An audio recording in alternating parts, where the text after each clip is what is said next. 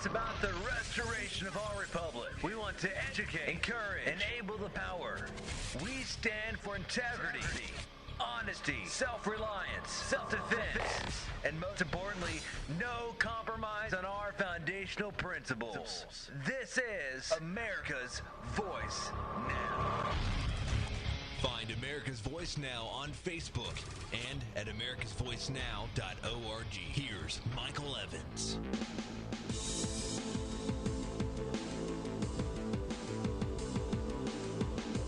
Good morning, America.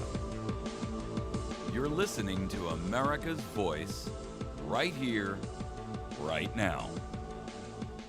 Boy, am I glad to be here with you all this morning. Thanks very much for joining with us. I appreciate it. I hope that you're catching us on one of our live feeds. As you know, we stream our program live AM on both audio and video at americasvoicenow.org. If you can bear to watch me during the program, you're certainly welcome to. If you can't, that's okay. You're certainly welcome to catch us on our Spreaker program and on our podcast feed. And so you can jump onto our website. You can pause the auto play for the audio side, and then you can watch the video side. If not, you can certainly just listen to the audio feed on our Spreaker feed. If you're on Patriot FB, thanks very much for riding with us this morning. I am always glad to see our friends out there, and boy, there's a good group of people over there on that Patriot FB. If you have not yet gone to Patriot FB and joined, I encourage you to. It's kind of like a Facebook for Patriots. And there's some other great radio programs on there, including Resurrect the Republic, Tom Lacavera right after my program at 10 o'clock he comes on, J.J. McCartney at 2 to 4, and then 9 to 12 Midnight Patriot. So on Tuesday nights, Cowboy Logic is on as well. So in between, there's music, and you'll meet some great Patriot folks that you can certainly communicate with that are like-minded in terms of the way that they approach the world. So just a little bit of housekeeping. If you have an interest in utilizing our listen line, we have a great way for you to listen to the program. It's radio over telephone. And it is an awesome way that a lot of folks, in fact, I've been getting a lot of email lately from people that are saying, man, I can't believe what a great service that is. Audio Now provides it for us, totally free of charge. And man, I commend those guys for that. It's audionow.com if you're a radio host and you want to do this yourself. And they basically give us a toll-free, or not a toll-free, I'm sorry, it's a toll number. But it is a phone number that they issue to us that is our number alone. And you can call it by dialing 415-325-0725. Now, during the morning, you can listen to the program live. And then anytime after 10 a.m., you can listen to your own version of the radio program at your leisure on your own time. So you can call in at 10:15, you can call in at 11:30. It makes no difference. If you're going to be on a long drive, or if you can just dial in on a cell phone. You can call in from a home phone. Makes no difference. It's your own personal playback of the program over your cell phone or your landline phone. So it's a great service. They don't charge us anything for it, and they don't charge you anything for it. So how cool is that? I know there's no such thing as a free lunch, right? They get paid by the carriers. So. But man, congratulations to audionow.com. AudioNow, it's either .com or .org. I apologize, and I'm just drawing a brain freeze. But either way, great service, great program, great people. George out there, thank you. I commend you for your great service, and I'm very, very, very grateful. And so are a lot of our listeners. So anyway, we're going to try to tackle 4 different topics this morning. That's our usual playlist, if you will, or mantra. And basically, the idea is that we try to take four different topics that are of interest because they're either current issues or current events, and or issues of cognizant and importance to the nation. So this morning we're gonna hit on these 4 specifics, and basically here's what they are. There's an article out from the CBO this morning that says it's important that they give advance notice and warning about the coming changes to Social Security. And what you need to know about it is how Social Security has been squandered and stolen from us. And it has been. You know, it's like they cracked the piggy bank and left us with a bunch of IOUs, and the kid goes to go into his piggy bank, you know, and because he needs to be able to buy his first automobile, and he's been saving all of his young life for it, and he finds out that his drunken lout of a father has broken open his piggy bank and stolen all the money and left him with nothing but a bunch of slips of paper in there that says, I owe you. Our second topic this morning is going to be, is minimum wage really good for the nation? And I think this is important because there's a lot of folks out there that are on minimum wage. They have minimum wage jobs, and it's very, very difficult to support and feed a family on that. I absolutely agree. The issue is that there's also a report out that there are about 38% of all the businesses that are out there that are current employers will lay workers off if minimum wage is hiked. And so what initially sounds like a great idea is generally got unintended consequences associated with it. We're going to talk about those. The problem, of course, is that anytime you have a totalitarian or an authoritarian cradle-to-the-grave state, which is dictating what the rules of economy and economics are going to be, you know you're going to have trouble because, the laws of supply and demand apply irrespective of what government's in charge. And they don't really care about, the whims of government and the political aspirations of the people who are playing the game. Our third topic, a nation of secrets is a nation racing towards tyranny. We're going to talk about the fact that Obama is again taking a vacation, this time under the guise of a state-sponsored trip to China. Problem is she's taking her girls and her mother with her, and they're blocking out the press. Really now? You see, here's the problem. Let 'em eat cake Michelle has made, okay, I'm going to tear her when we get there, but I got to tell you, this is just another in a long line of very expensive vacations taken at taxpayer expense. And when we have a nation that is shrouded in secrecy, and we're going to tie that together with another article or another story that about the NSA and how they want to keep their water usage a secret. I mean, who would care how much water they use? Their argument is this thinly veiled nonsense about, well, if someone knew how much water we're using, they could figure out what our computing power is. What kind of hyperbolic nonsense is that? I tell you what. The truth is, anytime you've got a government that is destined to keep everything a secret, everything becomes a national secret, and overclassification is the rule of the day. In other words, everything is now classified as a national secret. We are racing towards tyranny, because only with secrets can tyrants operate in the shadows and in the dark. Sunlight, sunshine, is a disinfectant. And unfortunately, this government has learned the price of sunshine with individuals like Edward Snowden as an example. But moreover, they have also learned how to put up shade so that they can live in the shadows and in the darkness. The dogs of war do not like the light of day. Like vampires, they skulk about in the night, seeking to find someone to bleed dry. Our fourth and final topic is going to be a heavy hitter.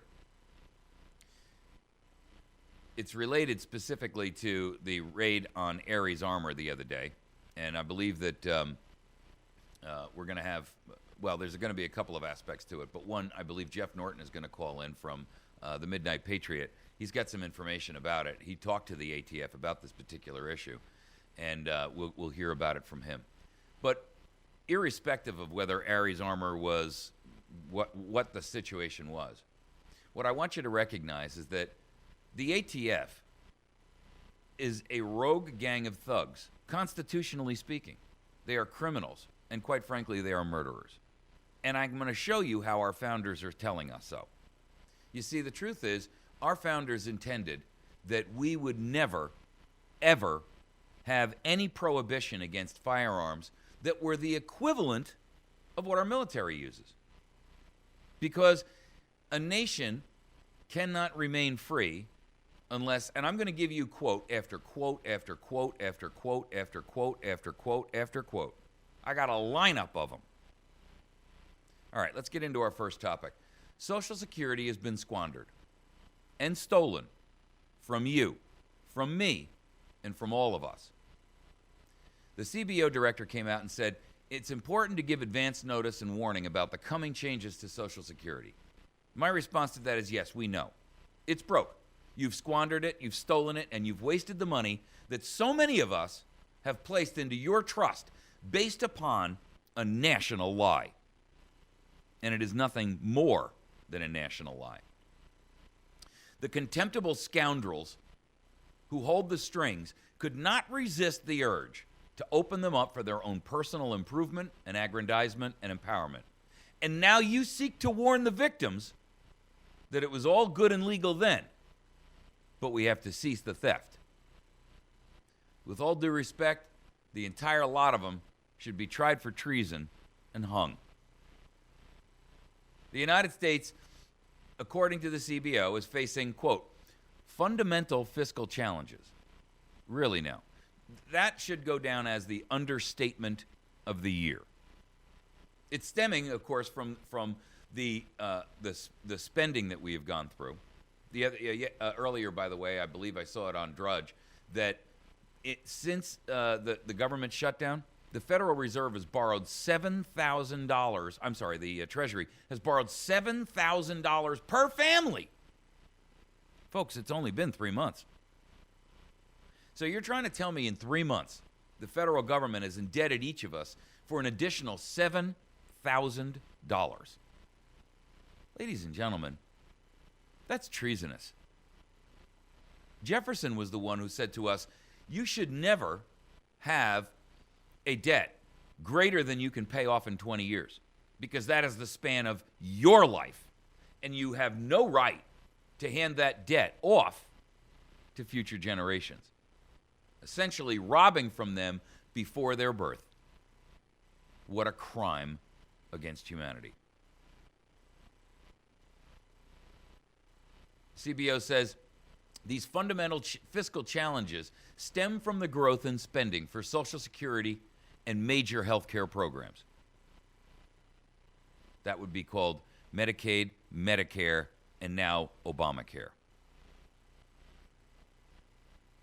The rising cost of these programs will leave, according to him, Americans with, quote, unpleasant choices to make. But the sooner they're made, the better. How many times have we heard this same diatribe nonsense?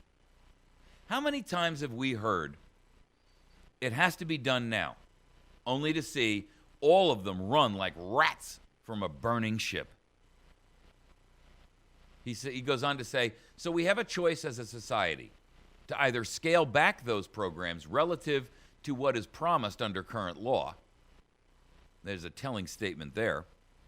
Or to raise tax revenue above its historical average to pay for the expansion of those programs, or to cut back on all other spending even more sharply than we already have. And we haven't actually decided as a society what we're going to do, but some combination of those three choices will be needed. Hang on a second. I want to go back to his first statement.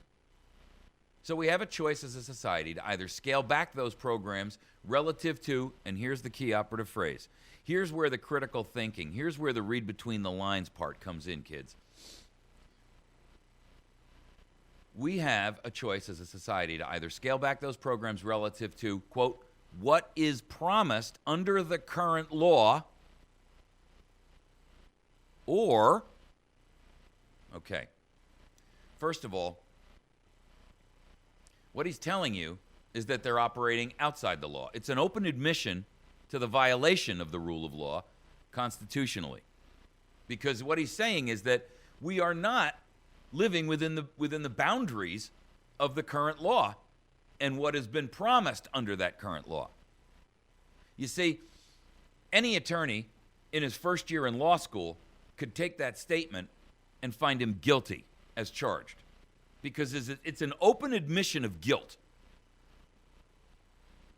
He goes on to say, or we can raise tax revenue above its historical average to pay for the expansion of these programs. Okay. That second statement is telltale also, because what he's saying is we can jack taxes up, but yesterday I told you, or not yesterday, a day or so ago, I told you that the United States government is reaching and receiving historical records in tax revenue inbound from the citizenry. Not from corporate America, I might add, all from you. The leeches and the ticks are sucking more than they normally do. They've reinvigorated their efforts to drain you of your lifeblood. And now they're saying that may not be enough. They have to raise taxes above this historical average that we've already just broken through, as proven by their own statement last week, in order to pay for the expansion of these programs. Programs that are not designed to improve and better the quality of life for those people. Look, we have spent trillions of dollars, and I do mean trillions, plural, since the 1960s in this ill-fated, ill-conceived, and scam-laden war on poverty. And yet today, we have more Americans than we ever had living in poverty back in the 60s. More than we ever had, ladies and gentlemen. Now, we're talking, because the population has grown, we're speaking in terms of percentages. And the percentage of people today that are living in poverty is greater than it was in the 60s when we began this whole debacle. So what have we accomplished for the trillions of dollars? Nothing, other than a majority of Americans are now 100% totally dependent upon government for their sustenance, for their welfare, for their medical care, for their housing, for their food, for, in fact, their very lives. So it's not enough that we're already bleeding the nation dry. And bear in mind that as the number of poor grow, the number of workers shrinks. And so what you end up with is this calamity where you are constantly squeezing those few who are working for a greater and greater and greater slice of the pie, to redistribute to those that, quite frankly, at this point, have become so indoctrinated with the principle of I'm entitled to it for nothing, and I can sit home at leisure and play video games, or I can sit around and I can squander my time or work a second job and scam the system, and no one will be any the wiser. Our numbers of people living on disability have reached not record, but epidemic proportions. How do I say that?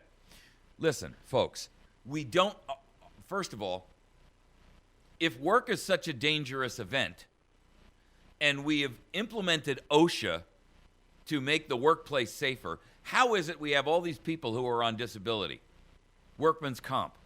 It's a national tragedy. It's because they're really not disabled. It's because they are migrating from unemployment to disability, because it's a more permanent entitlement.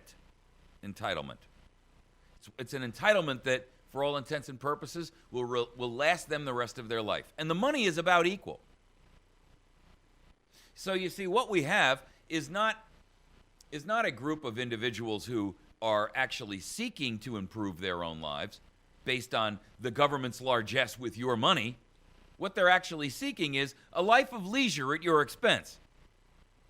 And government is more than happy to acquiesce to that demand, for the simple reason that they get to set the rules, pull the strings, and ultimately they are the beneficiaries. Why? Because these people don't look at you as their benefactor. They look at government as their benefactor, as if government created the money themselves.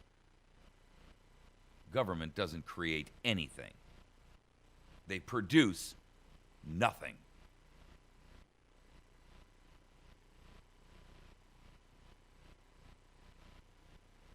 So he goes on to say the third alternative is we could cut back on all our other spending even more sharply than we already have. He then says that we haven't decided as a society, actually, what we're going to do.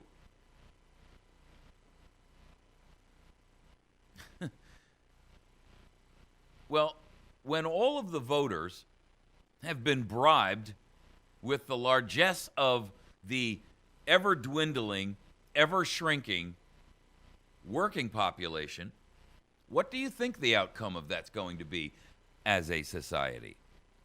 You see, the whole principle, folks, of a republic is not that that it is there to make everyone's life a life of ease or make us all equal. Government, even with its best designs, can only make us all equal when it makes us all the lowest common denominator. In other words, we'll all be equally impoverished. Right now, we're in this slip slide where they're trying to drag the non-working, the unable, the hapless, the helpless, the lazy, those who literally, physically, and legitimately cannot work. They're trying to drag them up to the level of the worker, but they're simultaneously drawing the worker down. Ultimately, what we'll end up with is this unhappy medium where everybody is equal on the same line, and everybody's just an impoverished peasant. He says that it's going to be unpleasant. That should go down as the understatement of history. No one wants to change these programs, he says. Then giving people a lot of warning about those changes coming, it would be especially important. He says that the nation's main fiscal challenge is not short-term deficit, much to the president's or contrary to what the president states, but very high levels of debt over the long term. Those are his words, ladies and gentlemen, not mine. All right, we're going to take a break. When we come back, we are going to tap into our second topic of this morning, which is minimum wage really good for the nation? And I use this segment as a secondary segment because it plays directly into this same question, right? That's the same entitlement mentality, except this time you're going to go to the small business, which is for all intents and purposes, the basic pillar of industry in the United States of America, and they're going to literally flail them until they pay. What a mess. What a mess. All right, we're going to take a quick break. When we return, we'll tackle that topic. Stick with us. You're listening to America's Voice Now. We'll be right back.